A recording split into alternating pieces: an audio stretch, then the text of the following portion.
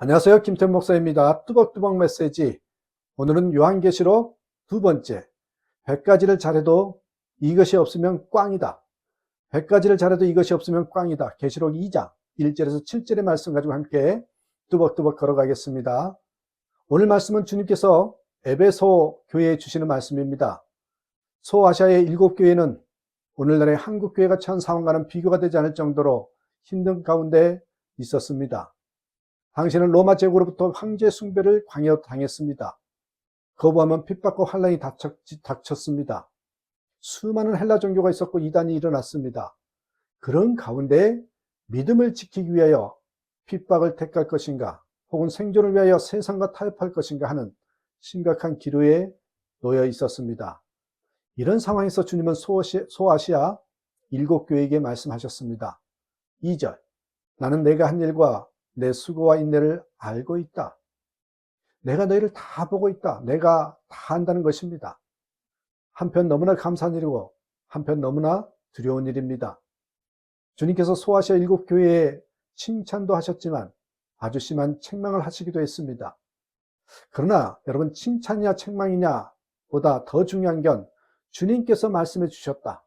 주님께서 말씀해 주셨다는 것입니다. 그러면 살아있는 교회입니다. 칭찬도 주님의 사랑이었고 책망도 주님의 애끓는 사랑이었습니다. 1절에서는 예수님을 가리켜 오른손에 7뼈를 찌시고 이곳 금촛대 사이를 거니시는 분이 말씀하신다라고 했습니다.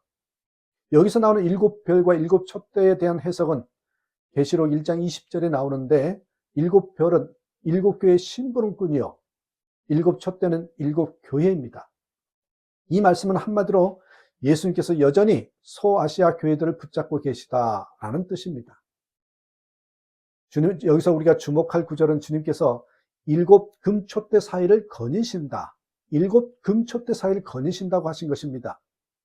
주님은 교회에 임하셔서 가만히 계시는 분이 아니라는 것입니다. 계속하여 움직이시고 무엇인가 일하고 계신다는 것입니다.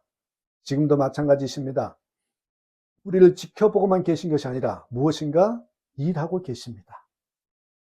에베소는 당시 소아시아의 수도와 같은 것이었고 경제의 중심지였고 신전이 많았고 국제 무역항으로서 이 애국 상인들이 많아서 향락 문화가 발달하고 하물며 동성애를 즐기는 자유도시였다고 합니다.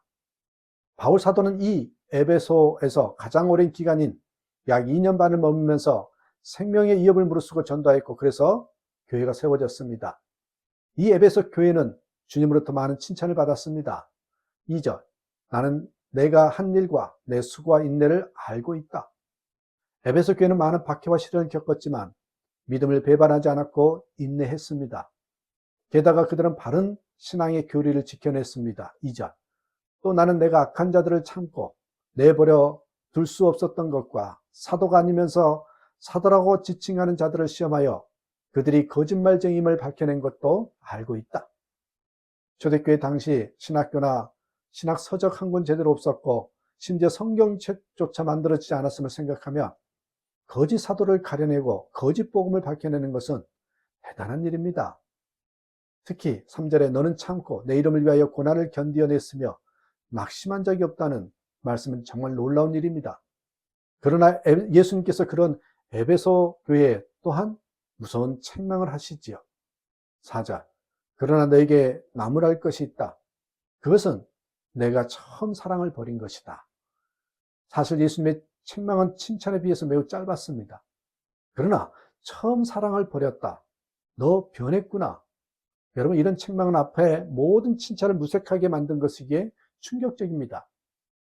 여러분, 말씀 제목이 100가지를 잘해도 처음 사랑을 버렸다면 사랑하는 사이에서는 극약과 같은 것입니다.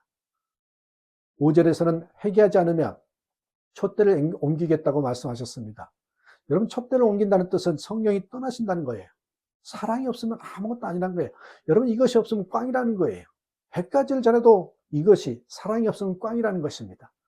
고난도 유혹도 이겼고 신학적으로 완전한 교회였는데 처음 사랑을 잃어버리고 주님으로부터 버림받기 직전 상태에 빠질 수 있다는 것이 충격입니다. 에베소 교회가 왜 이렇게 되었을까요? 이단과 싸우느라 그렇게 되었을 것이라 추측이 됩니다. 지금도 옳고 그른 것을 따지다가 정작 사랑을 잃는 자들이 많습니다. 악한 자, 거짓 지도자들 경계하는 것에 온통 신경을 쓰다 보니 사랑을 잃어버리고 판단만 남은 무서운 교리주의자가 되어버린 이들이 있습니다. 에베소 교회가 그렇게 된 것입니다. 그들로서는 핑계할 것이 많았을 것입니다. 우리가 괜히 이렇게 되었겠습니까 하며 환경 탓, 사람 탓할 수 있었을 것입니다. 그러나 주님은 단호히 사랑 없음을 책망하셨습니다. 그러므로 우리도 정신 차려야 합니다. 어떤 핑계로도 사랑을 잃으면 다 잃은 것입니다. 세상 끝에는 무슨 징조가 있었을까요? 주님께서는 마태복음 24장 12절에서 많은 사람의 사랑이 식어지리라 하셨습니다. 여러분 혹시 처음 사랑을 잃어버리지는 않았습니까? 어느 순간 내 말이 거칠어지고 사람들에게 불평 원망이 많아지고 얼굴에 웃음이 사라지고 있다면 처음 사랑을 잃은 것입니다. 아, 내게 처음 사랑이 없구나 깨닫는 것이 가장 중요합니다. 예수님께서는 에베소 교회가 사랑을 회복하기 위해서 세 가지를 명령하셨죠. 5절, 내가 어디에서 떨어졌는지를 생각해내서 회개하고 처음 하던 일을 하여라. 처음 주님을 만났을 때 속죄의 확신을 얻었을 때를 생각해야 합니다. 얼마나 감사하고 감격하였습니까? 이제 충분합니다. 생명도 바치겠습니다. 하지 않았습니까? 이 사랑을 반드시 되찾아야 합니다. 한국 교회사를 보면 평양의 부흥보다 먼저 곳곳에서 이미 부흥이 일어나고 있었음을 알 수 있습니다. 평양 부흥이 있기 약 10여 년 전 황해도 소래교회에 놀라운 부흥이 임하였습니다. 소래교회를 돕던 캐나다 선교사 말콤 패닉이 1896년 말 소래교회를 방문하였을 때 약 300명의 신자들이 모여서 열심히 찬송을 부르고 기도를 드렸으나 무엇인가 빠져있는 것 같았답니다. 이 패닉 선교사는 교인 중 지도자 한 사람을 불러서 물었어요. 하나님께서 우리 모임에 역사하고 계시지 않다는 것을 알고 있습니까? 이유가 무엇이겠습니까? 그것은 오직 한 가지밖에 없습니다. 서로 미워하는 신자 두 사람만 있으면 하나님의 역사는 중단될 수 있습니다. 이 패닉의 말이 끝나자 그 사람은 엎드려 울기 시작했습니다. 그리고 자기와 다른 두 사람이 서로 미워하며 불편한 관계에 있다고 고백했죠. 패닉은 하나님께 용서를 구하고 미워했던 그 사람에게 가서 사과하지 않겠느냐고 권했습니다. 그 사람은 그렇게 하겠다고 대답하고 패닉은 그 사람이 하나님께 회개하는 동안 함께 무릎을 꿇고 기도했습니다. 그 사람은 미워하던 두 사람을 찾아가 용서를 구하고 서로 화해했습니다. 다음날을 주일이었습니다. 죄 씻음을 받은 그 신자가 회중들 앞에서 자신의 죄를 자백하자 모든 신자들이 함께 통곡하며 회개했습니다. 열심히 찬송하고 소리 높여 기도하여도 사랑이 없으면 하나님이 역사하시지 않으십니다.